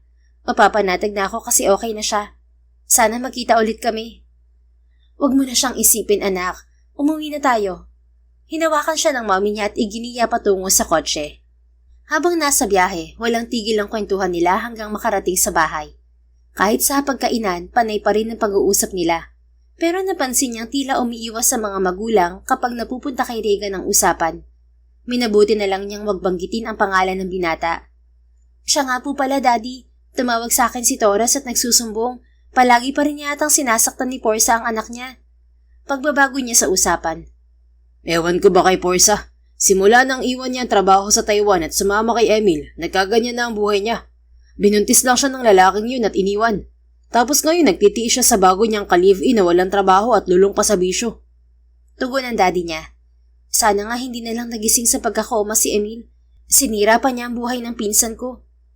Matigas din kasi ang ulo ni Portia. Nagpadala siya sa pambobola at karangyaan sa buhay ni Emil. Kung nakinig siya sa amin, baka hindi yun nangyari sa kanya. Tingnan mo ang nangyari sa'yo. Successful na at strong independent woman. Nakinig ka kasi sa amin ng daddy mo. Ngumiti si Irene. Malaking tulong talaga sa kanya ang pag-aaral sa Japan. Pero lahat ng ito ay ginawa niya hindi lang para sa sarili at kanyang pamilya, kundi para din kay Regan. Tama po kayo, Mommy. Malaking tulong ang scholarship na nakuha ko sa Maclay. Pero magpasalamat din po tayo kay Regan. Siya ang naging instrumento sa tagumpay ko. Napilitan akong umalis ng bansa para lang makalaya siya. Napatingin si Irene sa mommy at daddy niya nang biglang tumahimik sa mesa. Bumalik sa pagkain ng dalawa at tila walang narinig. Start na rin po pala ng trabaho ko sa Maclay bukas. At kapag may day off ako, bibisita ako kay Portia. Sabi na lang niya. Mabuti pa nga, iha. Lumalayo na sa atin ng pinsan mong yon. Porka naghihirap na siya, akala niya ayaw na natin sa kanya. Ganoon daw kasi ang ginawa namin kay... Verna, kumain ka na lang. Mabilis na saway ng daddy niya sa mommy niya. Nagpanggap na walang napapansin si Irene sa mga magulang. Pasasaan ba't malalaman niya rin ang tinatago ng mga ito sa kanya? Sa ngayon, focus muna siya sa trabaho. Sa mga sumunod na araw, sinimulan ni Irene ang pagdidisenyo ng bagong warehouse ng Maclay Logistics. Hindi lang niya pinagtuunan ng pansin ang layout at itsura ng gusali, kundi pati daloy ng mga tao at sasakyan. Dahil malaki at posibleng maging crowded ang warehouse, mas pinaghusay niya ang pagplano upang maging maayos at epektibo ang operasyon. Sa loob ng 3 buwan, nakompleto na niya ang final plans at handa na yung simulan anumang oras. Sa wakas mabibisita ko na si Torres. Nakangiting sabi ni Irene habang nagmamaneho patungo sa Barangay Pag-asa, San Aurelio. Hindi pa niya nakikita sa personal ang anak ni Portia, pero lagi niya ito nakakausap sa video call. Nakikigamit ito ng Facebook sa mga kalaro o di kaya naman ay kapag dinadalaw ng kanyang mga magulang ang mag-ina at kapag hinihiram ng mga ito ang bata sa pinsan. Pagkarating doon, namangha pa siya nang makitang maayos ang lugar at hindi mukhang squatters area tulad ng nilalarawan ng mga magulang niya. Pare-pareho ang istruktura ng mga bahay, malinis ang paligid, at natatanaw pa niya ang isang gusali na tila may malaking ambag sa komunidad. Wala rin siyang nakikitang tambay dahil pawang abala ang mga tao roon. Maganda naman pala rito at mukhang may hanap buhay ang mga tao. Komento niya habang mabagal na nagmamaneho. Hinanap ni Irene ang parking lot, pero iba ang nakita niya. Sa unahan ng sasakyan, naglalakad ang dalawang taong kilalang kilala niya. Hindi siya makapaniwala na magkasama sina Regan at Portia. Halata ang kasiyahan sa mukha ng babae, habang seryoso namang nagsasalita ang lalaki. Ito ba ang dahilan kaya iniiwasan ni na mommy at daddy na pag-usapan si Regan? Siya ba ang bagong live-in partner ni Portia? Sumikip ang dibdib ni Irene sa nakita. Nag-init ang gilid ng kanyang mga mata at bigla na lang niyang naapakan ng preno ng sasakyan. Tumigil yon sa mismong tapat ng dalawa. Hindi ko akalain na masakit palang makita na magkasama silang dalawa. Noon baliwala lang sa akin. Ngayon ang sakit-sakit na agad. Hindi niya napigilan ang pagtulo ng mga luha, kaya sumubsob na lang siya sa manibela. Sandali pa lamang siyang umiiyak, pero nabaling ang atensyon niya nang may kumakatok sa tinted glass window ng sasakyan niya. Nakita niya roon si Regan. Malaki ang pinagbago nito. Mas matured at manly ang itsura. Mas lumaki ang pangangatawan at kuminis at pumuti rin ang balat. Aaminin niyang mas lalo itong naging gwapo ngayon kaya hindi siya magtataka kung magugustuhan na ito ni Portia. Muling napukaw ang pagkatulala niya kay Regan nang kumatok na naman ito sa bintana. Tinuyo niya ng palad ang bakas ng luha sa pisngi saka binuksan ang pintuan. Pagbaba pa lang niya ng sasakyan, nakita na niya ang labis na pagkagulat sa mukha ni Regan. Irene? Halos pabulong nitong sabi. Pinipilit ni Irene na huwag umiyak sa harapan nito, pero hindi na niya napigilan ang pagluha nang mahigpit siyang yakapin ni Regan. Kahit ngayon lang, gusto niyang mayakap ang kaibigan niya. Kakalimutan muna niyang kasama nito si Portia, at wala muna siyang iisipin kundi ang sarili niya. Alam niyang yakap lang ito ng isang kaibigan, pero para sa kanya, hindi kaibigan lang si Regan. Mahal niya ang kaibigan niya at kahit sa simpleng yakap na ito, maipadama niya ang pagmamahal na yon. Regan, miss na miss kita. Bulong niya habang nakakulong sa mga bisig nito. Niyakap niya rin si Regan, ngunit hindi pa nagtatagal ang kamay niya sa katawan nito, dumistansya na agad ito sa kanya. Pasensya na Irene, hindi ko dapat ginawa yun. Yakap lang yun ng isang kaibigan. Matagal kasi tayong hindi nagkita kaya niyakap kita. Paumanhin nito, pero talim ang hatid niyon sa damdamin niya. Kaibigan lang talaga ang tingin ni Regan sa kanya, at siya lang pala ang nahulog sa kanilang dalawa. Masakit pero yun ang katotohanan. Hindi niya ito maaaring pilitin na mahalin siya, kung iba naman ang mahal nito. Mabuti naman na tauhan ka, Regan. Alam mo may magagalit sa ginawa mo at nagkusa ka ng lumayo.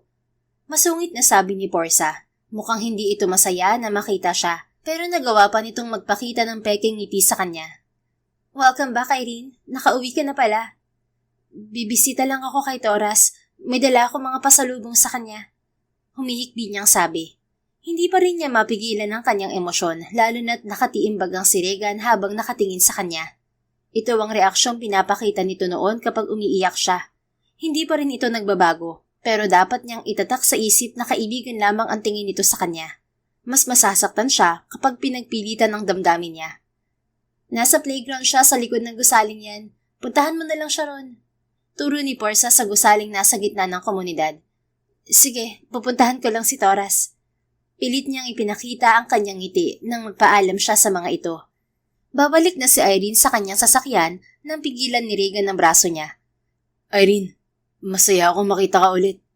Ngumiti siya at bahagyang lumingon kay Regan. Masaya rin ako na nasa mabuti kang kalagayan, Regan. Worth it lahat ng paghihirap ko para mapabuti ka. Napansin niya ang pagtataka sa mukha nito, pero binaliwala na lang niya yon. Marahan niyang inalis ang kamay nito sa braso niya bago siya sumakay ng sasakyan at nagmaneho paalis. Bumaling siya sa side mirror at nakita pa niyang nakatanaw sa sasakyan niya si Regan. Hiling ko kasiyahan mo, Regan, kahit kalungkutan ang hatid din sa akin. Bulong niya sa sarili. Ilang sandali lang ay nasa playground na si Irene. Kaagad niyang nakita si Toras na nakikipaglaro sa mga kapwa bata. Tinawag niya ito at ibinigay ang mga pasalubong niya. Sa araw na yon, inaliw na lang niya ang sarili sa pakikipaglaro sa pamangkin niya. Sa kabilang banda, kanina pa pinagmamasdan ni Regan si Irene. Sinundan niya ito sa playground matapos niyang makasalubong si Portia sa daan at sumabay patungo sa trabahong ipinatayo niya sa komunidad. Hindi naman niya akalain na makikita niya si Irene. Napakasaya ng puso niya sa muli nilang pagkikita. Mas lalo itong gumanda ngayon at hindi matatawaran ang pagkamiss niya rito. Pero pinipigilan niya ang sarili sa kaisipang may pamilya na ito. I need to hear the truth directly from her. Desidido niyang sabi. Humakbang palapit si Regan pero napahinto rin siya nang tumunog ang kanyang cellphone. Sinagot niya ang tawag nang makitang mula yon kay Manong Toro. Iho, busy ka ba? Umuwi kami ng mga anak ko. Hinihintay ka nila rito sa bahay. Excited nitong pagbabalita. Tumingin si Regan sa direksyon ni Irene, saka dahan-dahang tumalikod. Hindi naman po, uuwi na rin po ako. Sige, mag-iingat ka. Nawalan ng pagkakataon si Regan na makausap si Irene ng araw na yon. At sana, makahanap siya ng tiempo para makausap ito ng sila lamang dalawa. Pagdating sa bahay, nadatnan ni Regan ng dalawang anak ni Mang Toro, kasama ang asawa at anak ng mga ito. Gaya ng dati, mainit pa rin ang pagtanggap ng mga ito sa kanya na parang tunay siyang kapatid. Single ka pa din ba, Regan? Tanong ni Ate Tintin, ang panganay na anak ni Mang Toro. Single pa yan, anak. Hinihintay kasi niya ang friend/love of his life.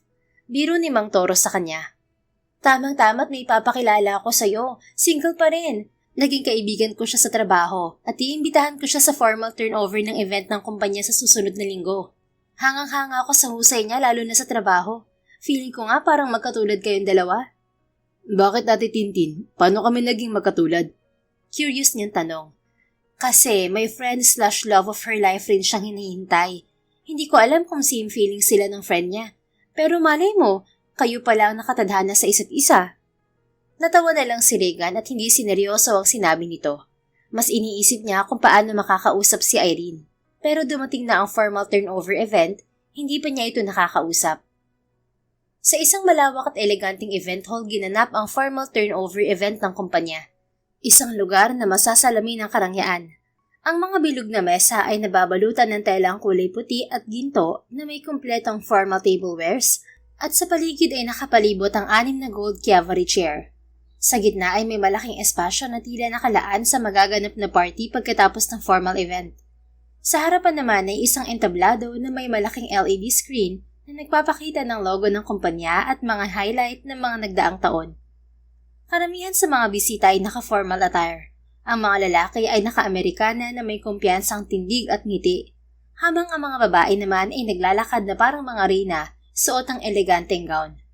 Maririnig ang mahihinang halakhakan, palitan ng pagbati, at mahinang tunog ng musika sa paligid.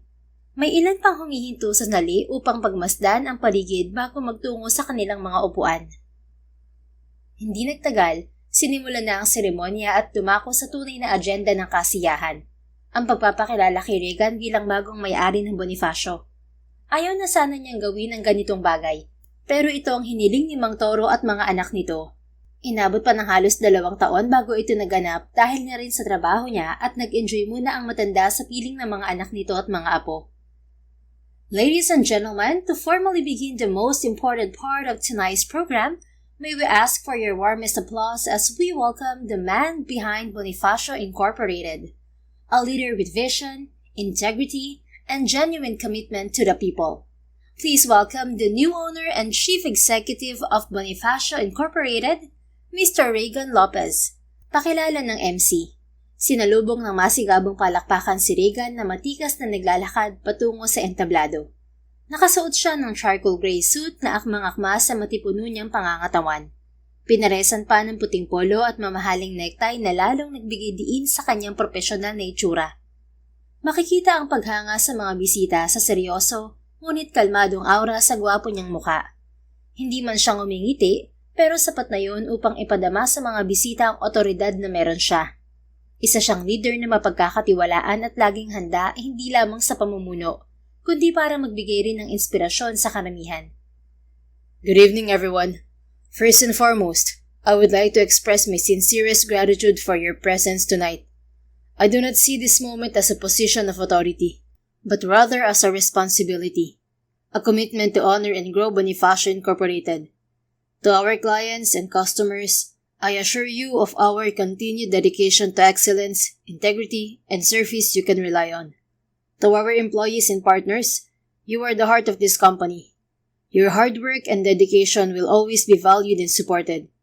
Together, we will face challenges, embrace innovation, and build a Bonifacio Incorporated that is not only successful in business, but meaningful to everyone we serve.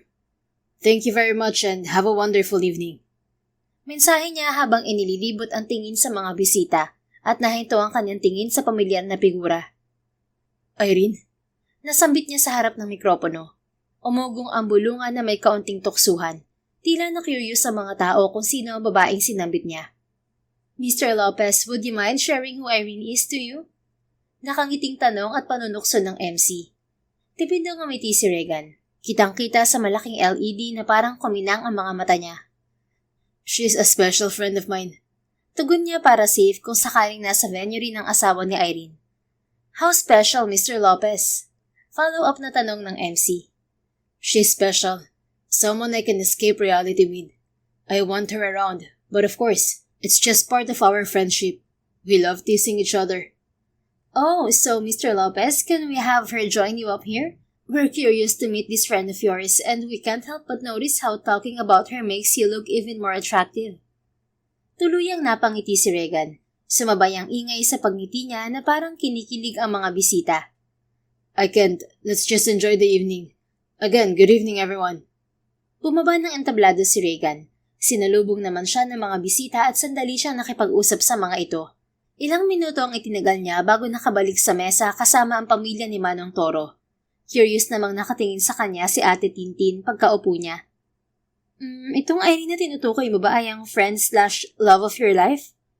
Yeah, and I'm not sure why she's here. Maybe her employer is one of our company's partners. Oh, really? Could you introduce me to her? I'm curious because my friend is also named Irene. She's the one I'd like to introduce to you. Sandaling natigilin si Regan. Naalala niyang sa Japan nakabase ang kumpanya ni Tintin at isa itong architect tulad ni Irene. Nagkaroon ng pag-asa sa puso niya na baka single pa talaga si Irene, kaya hindi niya napigilan ng pagngiti. Where is she, ate? Can you point out her assigned seat? There she is. She's one of the representatives from Maclay Logistics.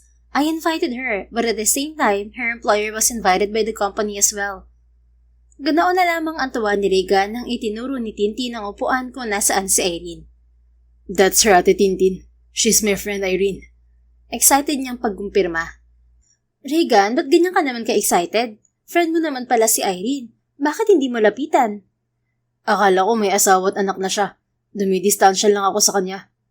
Sino naman ang nagsabi sa'yo niyan? Hindi nga yan nagka-boyfriend sa Japan kasi may kaibigan daw siyang babalikan dito sa Pilipinas. Sa tingin ko, ikaw ang tinutukoy niya. Talaga? Sinabi niya yun? Tumango si Tintin na tila may nanunod yung ngiti. I remember her, Iha. Noong nasa kulungan kami ni Regan, lagi niyang kinukwento ang best friend niyang si Irene. Singit ni Mang Toro. Bakit hindi mo siya lapitan, Iho? Tumayo si Regan at nagpaalam sa mga kasama sa mesa. Naglakad siya patungo sa kinaroroonan ni Irene, pero sinalubong siya ng mga magulang nito bago pa man siya nakalapit. Congratulations, Mr. Lopez. I never thought you'd become the new owner of Bonifacio. I was expecting it would be one of Mr. Bonifacio's children. Saad ng daddy ni Irene. Thank you, Mr. Bautista. If you'll excuse me, I'd like to talk to Irene. Sabi niya na nakatingin sa direksyon ng dalaga.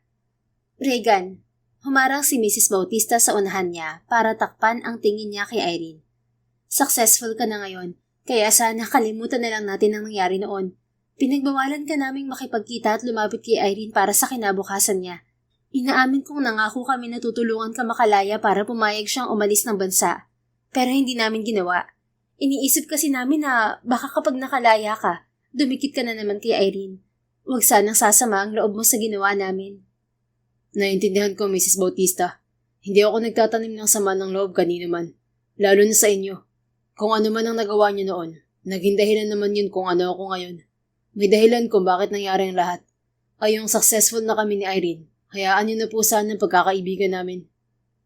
Maraming salamat, Regan. Pero may gusto muna ako linawin sa'yo. Saad ng ginang. What is it?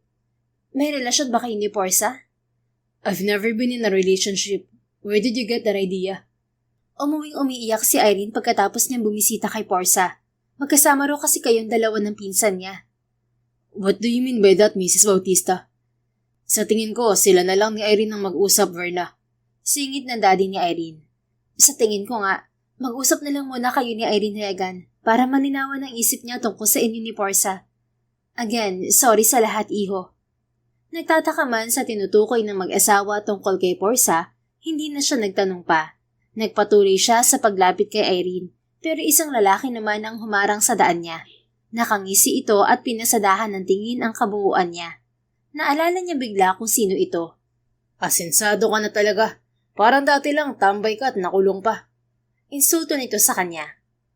Is that a reminder of your mistake, Mr. Emil Tibayan? We didn't invite you here to insult me, but to make you realize that your company is on the verge of bankruptcy. Your evil deeds will be your downfall. Be thankful I won't file a case against you. I could do it right now, but frankly, you're not worth my time. Excuse me. Saad niya sa lalaki. Ang pamilya ni Emil ang dahilan ng pagkakakulong nila ni Manong Toro. Daddy nito ang nag-frame up sa matanda at si Emil naman ang nagpakulong sa kanya. Kung tutuusin, pwede na silang gumanti ngayon sa mga ito. Malakas ang laban nila sa kaso, pero hindi nila ginawa. Sa halip, pinaganda nila ang negosyo at natalo ang mga ito. Lumipat sa mura nilang pabahay ang mga tenant ng mga to, dahilan ng napipintong pagkalugi ng pamilya nito. Sandali! Akala mo kung sino ka? Isa ka lang namang tambay na naging boss ngayon. Mayabang!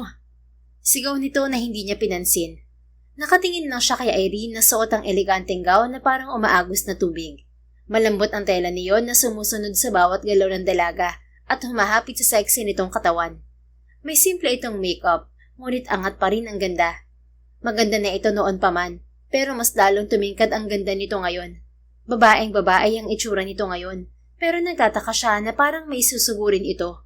Mabilis itong naglalakad at saka nilampasan siya. Nagulat na lang siya nang bigla nitong sinuntok si Emil. Para yan sa lahat ng kagaguhan mo. Pwisit ka. Pinakulong mo ang kaibigan ko kahit wala siyang kasalanan. Binuntis mo ang pinsan ko at iniwan lang na parang basahan. Ni hindi ka marunong magsustento sa anak mo. Gago ka. Wala kang kwenta. Huwag na wag ka talagang lalapit sa pamangkin ko kundi ako mismo mapapakulong sa'yo. Magpasalamat ka at pinapalampas ka namin ngayon. Banta ni Irene sa natigilang si Emil. Wala ring reaksyon ng ilang saksi sa ginawa ng dalaga. Tila pabor pa ang mga ito na masaktan ang mayabang na lalaki dahil sa dami nitong atraso. Pagbabayaran mo na ang mga kasalanan mo, Emil. Hindi sa kulungan, kundi sa hirap ng buhay sa labas ng bilangguan. Tingnan natin kung hanggang saan ka tatagal kapag namamalimos ka na sa lansangan. Tinalikuran ni Irene ang lalaki saka lumapit kay Regan at hinawakan ang kamay ng binata. Hihiramin muna kita sa party mo, Boss Regan. May gusto lang ako linawin sa'yo. Maangas nitong sabi na parang wala siyang magagawa kundi sumunod dito. Kahit noon naman, suko talaga siya kay Irene. Do as you wish, miss. Maginoon niyang sagot habang nakangiti. Asensado ka na talaga? Nag-i-English ka na eh. Parang kailan lang napaka-OA mong magpapansin sa pinsan ko. May pagsuot ka pa ng Pocahontas. Kadiri ka. Natawa si Regan nang maalala din yon. Sa tahimik na lugar tayo. Hinila siya ni Irene palabas ng venue. Kusa naman siyang nagpahila hanggang makarating sila sa private balcony. Tahimik doon at tanaw ang magandang landscape garden ng gusali. Kamangha-mangha ang man-made dancing fountain na bumubuga ng tubig sa iba't ibang kulay. Bumuntong hininga ang dalaga bago humarap sa kanya. Sandali itong natigilan habang siya'y nakatitig lang dito. Maya-maya, sabay silang napatawa. Kusa rin silang gumalaw para yakapin ang isa't isa. Tila bigla na lamang nawala ang pagkailang nila noong una silang nakita matapos ang ilang taon. Namiss kita, Regan. Ang laki na pinagbago mo. Pero sobrang saya ko sa narating mo. Congratulations, boss. Ngumiti si Regan at mahigpit niyang niyakap si Irene. Masaya rin ako sa narating mo, Irene. Congratulations, Miss Architect. Ilang minuto silang nanatiling magkayakap hanggang pakawalan nila ang isa't isa. Parehong may ngiti sa mga labi nila nang bumaling sa landscape garden. Kahit pala ilang taon tayong nagkahiwalay at kahit ano pa ang narating natin sa buhay, ganun pa rin tayo pagdating sa isa't isa. Ikaw pa rin ang Regan na nakilala ko. At ako pa rin ang Irene na nakilala mo. Ang nagbago lang sa atin, ang tagumpay natin at itong mga suot natin. Nakasuot ka at nakagaon naman ako. Parang pinaghiwalay lang tayo ng tadhana para maabot kung ano tayo ngayon. Ang pinagsisisihan ko lang noon ay hindi ako nakapagpaalam sa'yo.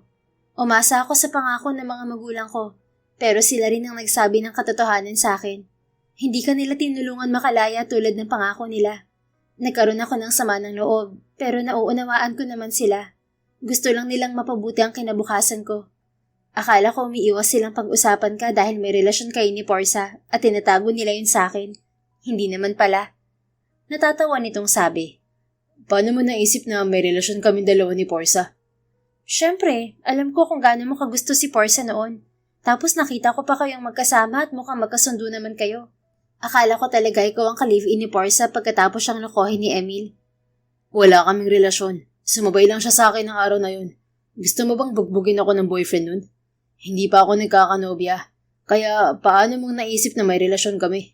Magkaibigan tayo pero hindi mo alam ang taste ko sa babae. Kunwari nagtatampo niyang sabi. Sira ka ba? Siyempre si Portia lang ang niligawan mo noon. Kaya siya lang ang nasa isip kong posibleng girlfriend mo. Mali ko bang hindi ka nagka-jowa? Humagalpak ng tawa si Regan nang muling nasaksihan ang pag-irap ni Irene sa kanya. Hinila niya ito palapit sabay kilig sa leeg at pinanggigilan pa niya ang pisngi nito. Namiss kong pisilin ang pisngi mo to, Irene. Aray, Regan! Peste ka! Masakit! Nakakatawa ka kasi, architect. Bakit? Totoo namang type mo si Portia noon ah. Noon yun. 20 lang ako noon. Pero mula nang binasted niya ako at pinahiya, nawalan na ako ng gusto sa kanya. Eh ikaw, wala ka bang hapon na naging boyfriend talaga? Never ako nagpaligaw sa Japan. Sabi ni Portia may asawa at anak ka na raw, kaya dumistansya ako nung una nating pagkikita. Huwag ka magpapaniwala kay Portia. Ayaw lang na maging masaya ako. Kahit si na mami nagtataka rin kung bakit ayaw niyang tumanggap ng tulong.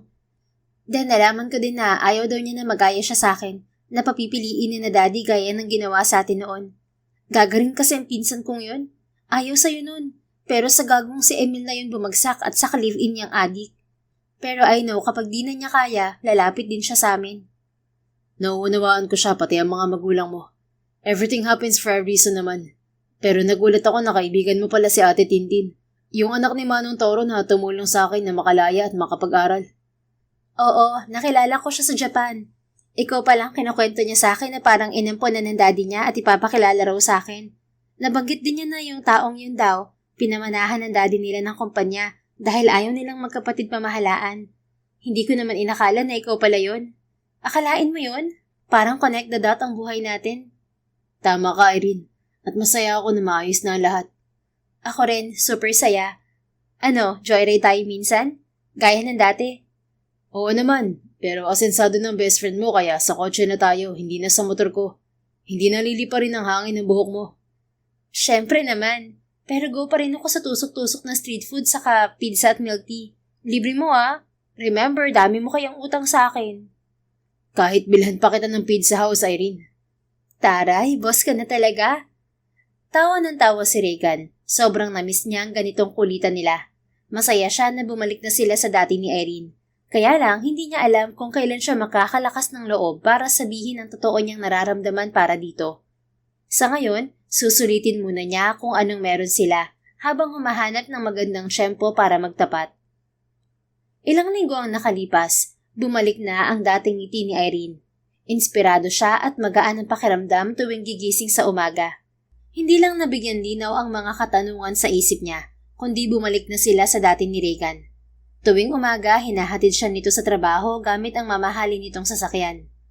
Pagdating naman ng hapon, nakaabang na rin ito para sunduin siya. Tanggap na din ng kanyang pamilya kung anong relasyong meron sila ngayon. Anak, sigurado ka bang wala pa kayong relasyon ni Regan? Baka tinatago niyo lang sa amin ng daddy mo? Tanong ng mami niya isang hapon pag uwi niya sa bahay. Ngumiti lang si Irene. Wala po, mami. Pareho po kasi kaming abala sa trabaho. Katatapos lang ng proyekto niya sa San Aurelio. At ako naman po, malapit na rin makompleto ang warehouse project. Pareho kayong abala pero araw-araw naman kayo magkasama. Abay, nasa tamang edad na rin naman kayo. At parehong successful sa buhay. Kung sasabihin mo sa amin ngayon na gusto niyo nang magpakasal, papayag agad kami ng daddy mo. Okay lang kung hindi na kayo dumaan sa normal na ligawan. Abay, Daig niyo pang magkasintahan sa mga kilos niyo noon at ngayon. Isa pa, natitiyak ko rin na magiging maganda ang buhay niyong dalawa. Pareho na kayong successful sa buhay. Alam naming naging tutol kami sa inyo noon, pero alam ko namang nauunawaan mo na kung bakit, anak. Salamat, Mom. Opo, hindi naman po masamang intensyon niyo noon. Pero ayaw naming madaliin ang lahat. Isa pa, hindi pa naman po nagtatapat si Regan kung mahal niya ako. Kayo ang bahala, pero obvious naman na mahal ka niya noon pa. Siya nga pala, anak, tumawag si Porsa kanina at hindi ka raw makontak. Invited ka raw sa 8th birthday ni Torres sa Makalawa. Pupunta rin kami ng daddy mo. Sige po, pupunta ako. Sabado naman yun at wala akong pasok. Mabilis niyang sabi. Kinabukasan ay agad bumili ng regalo si Irene para kay Torres kasama si Regan. Nang sumunod na araw, kasama niya rin ito papunta sa bahay ni Porsa. Naabutan niyang abala ang babae at ang asawa nito sa paglalatag ng mga munting handa ng bata. Sa palagay niya maayos na ang kalagayan nito ngayon at mukhang masaya na sa sariling pamilya. Porsa, tawag pansin niya sa pinsan. Irene, mabuti nakarating ka. Kasama mo pala si Regan. Halika, pasok kayo. Magiliw nitong paanyaya sa kanila. Pumasok sila sa loob at pinaupo sila nito sa maliit na sala ng bahay ng mga ito. Ibinigay ni Irene ang regalo kay Toras at napakwento na rin sila kay Porsa. Siya nga pala, Regan. Pasensya na sa sinabi ko noon na may asawa at anak na si Irene. Bitter kasi ako ng araw na yun eh. Kasi sobrang dami ng problema sa pamilya ko. Wala kaming hanap buhay at hindi nagsusustento ang walang niyang si Emil sa anak niya. Pero mas okay na ako ngayon. Wala na akong pakialam sa taong yun na gumagapang na sa hirap ngayon.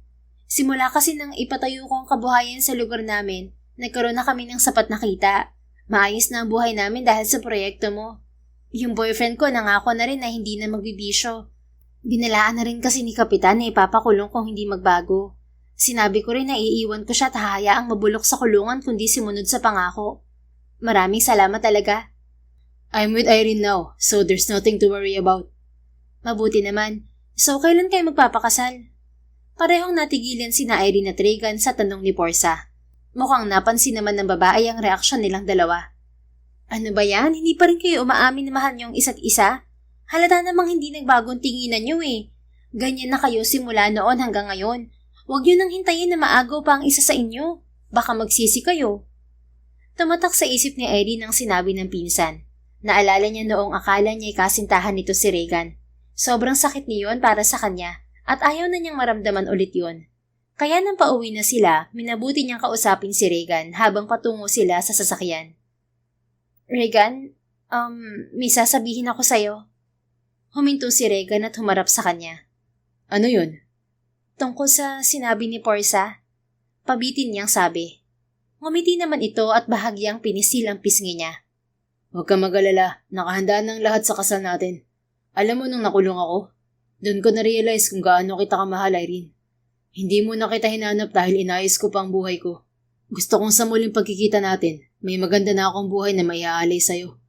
Kaya naman nung sinabi ng pinsan mo na pamilyado ka na, nasaktan ako. Buti na lang at di pala totoo. Ako rin, nung nakulong ka, doon ko na-realize na mahal kita, Regan. Pero anong sabi mo? Nakahanda na ang kasal natin? Paano? Hindi pa siya nakaka-recover sa pagkagulat nang mabilis siyang halikan sa labi ni Regan. Ito ang unang beses na ginawa nito yon at parang may karera sa dibdib niya sa bilis ng tibok ng puso niya. Yes, Irene. Kinausap ko na kasi ang magulang mo after na magkita tayo sa party. Sabi ko pakakasalan kita any moment. I love you, Irene, and I know you love me too. This may not be the place where I plan to propose, but the setting isn't important. What matters is what I truly feel. So, Irene Bautista, will you marry me? Tanong nito habang nakakulong ang kanyang mukha sa mga palad nito. Ngumiti siya ng may hilab na luha sa mga mata. Yes, of course. Nasaan ang singsing mo? Akala ko ba pinagandaan mo to? Sorry, naiwan ko sa bahay. Ibibigay ko na lang sa'yo bukas. Biglaan kasi tong proposal ko. Baka kasi may makasalubong tayo at maagaw ka sa akin. Nagsisigurado lang ako ngayon kahit to follow ang singsing ah. Natawa na lang si Irene. Kilala na nila ang isa't isa simula pagkabata. Ang hindi perpektong proposal ay baliwala lang sa kanya dahil mas mahalaga na mahal din siya ng lalaking mahal niya. Hindi niya kailangan ng mahabang speech para patunayan ang katapatan nito. Dahil mula noon hanggang ngayon, tapat si Regan sa kanya at ganoon din siya sa binata. Kinabukasan, ibinigay ni Regan ang singsing kay Irene. Nang hapon ding yon, naganap ang kanilang kasal. Totoo palang sinabi ng binata, nakahanda na ang kasal nilang dalawa at hindi minadali ang venue. Talagang pinaghandaan to, mula sa magarbo at detalyadong disenyo hanggang sa wedding gown at iba pang mga gamit.